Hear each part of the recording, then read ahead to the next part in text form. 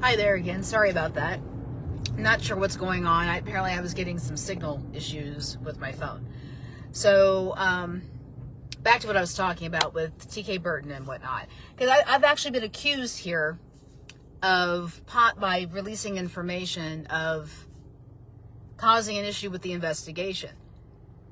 How can I get in trouble for releasing information on a public document? Public document. Now, I don't know why the detectives are not giving any details to the family. I don't know why that is, because it's a matter of public record. They might as well tell them. I don't understand that.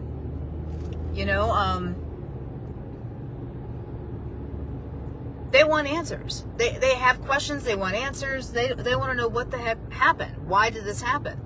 And if you're putting information in a charging document stating that, oh, they helped get rid of, dispose of TK Burton's body and the gun and was threatening people, maybe instead of gun, say weapon. I don't know. It was just crazy how all that was kind of going like that. Because, like I said, like I said, I have some speculation myself, but if you want my speculation from what I've gathered on this whole case, I think Jacob killed him out of jealousy. I truly think that. I think that is why TK Burton was killed. I think it was out of pure jealousy. Because, he didn't have any money. He had just lost his home. He was under the impression that the mother of his child had been fooling around on him, and his child may not be his child. There's a lot going on there. And then you got your good friend who's got his business is getting successful. He's making money. He's in a great marriage. He's happy. Everything is going great for this guy.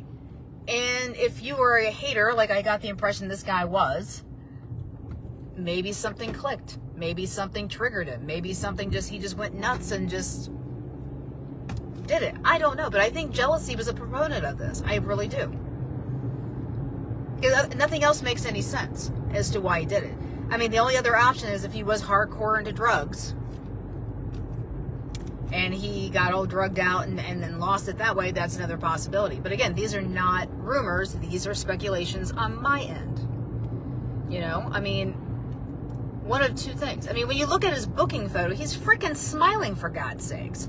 Who smiles in a booking video? Who smiles in a booking photo? Who smiles in that shit? That's what gets me. Guy is smiling. Hi, Christina. No, I'm not talking about Marissa Carmichael. I'm talking about TK Burton. But, who smiles in a booking photo? I feel bad, Bo, he doesn't have his glasses, so his eyes all whatever, and Caleb just seems like a kid in his, but Jacob Hill is smiling, smirking at that in his booking photo, and that just absolutely floors me every time. I don't understand that at all. So I don't understand why anybody would do that. But yeah, I know it's going to be some time, I'm sure the DA and the detectives obviously have enough information to charge him, enough evidence and whatnot. I'm sure there's still some cleanup on the investigation end that they're doing, but we're not going to get a conclusion to this until they have a trial, and the trial could be anywhere from a year to 2 years from now. And until Jacob Hill tells somebody this is why I did that, the family may never know. Because if he never admits it, if he never testifies on the stand, they may never know. So, but I just want to talk about the commentators because, yes, guys, you can say, oh, stop with the rumors, stop with the speculation, but that's all we're all doing. We're all just speculating at this point, it was pretty easy to figure out that Jacob Hill had something to do with TK Burton disappearing because he was last seen with him. You go with the last known person he was with. And because the guy had disappeared and was not cooperating with police, doesn't make the guy look good, you know? So, I mean, that was, again, we were all, and that's the thing, that was speculation. Nobody could prove that Jacob did anything until they found TK. So my thing is this, you all were speculating saying Jacob had done this, and there was no proof to that until they found TK Burton. So, right back at you. But when you do these investigations, or I shouldn't call it investigations, when I do these deep dives into cases, you know, you're going to find some unpleasant things. Sometimes, I mean, you're definitely going to find some unpleasant things about the suspects. But you'll also find out some unpleasant things about the victim as well at times. You know, not saying I don't really have anything on TK in that regard, nor would I. There's no reason to bring up anything like that about him. But with, like, the Marissa Carmichael case, because she did kind of live a different lifestyle, the negatives are something you have to think about, because that could have been a reason why she disappeared and why she has not been found. So, you know, with her, that there's more to speculate on. But, yeah, that's all I got. I mean, I really can't think of anything else to say on all of this. It's just, it's sad. You know, a young man was cut down in his prime, taken away from his family. And for what? If it was for jealousy, what? It's just bad. All of it's just so bad. Oh, Jay Daniels. Let me talk about this guy. This freaking guy keeps messaging me, trying to shame me. Oh, you look at my comments, you see my stories, you don't advise or anything. All you're worried about is, you're not worried about finding Marissa, you're worried about your Facebook people. And I'm like, he's like, what kind of investigator are you? I'm not an investigator, dude. You claim to be a private investigator. Why are you asking me for information? You asked me, what's the update on Marissa Carmichael? I don't freaking know. You're the one who's got the detective on speed dial. Why don't you ask him? Guy's a freaking loon. Okay? He really is. He just needs to stop messaging me. But, yeah, the update on Marissa Carmichael is there is no update. Just throw that in there while I'm at it. There is no update. You know, I don't even know if they're even considering the remains on Alamance Church Road as a possibility for her. All I know is that when they do DNA on skeletal remains, it takes some time. It does.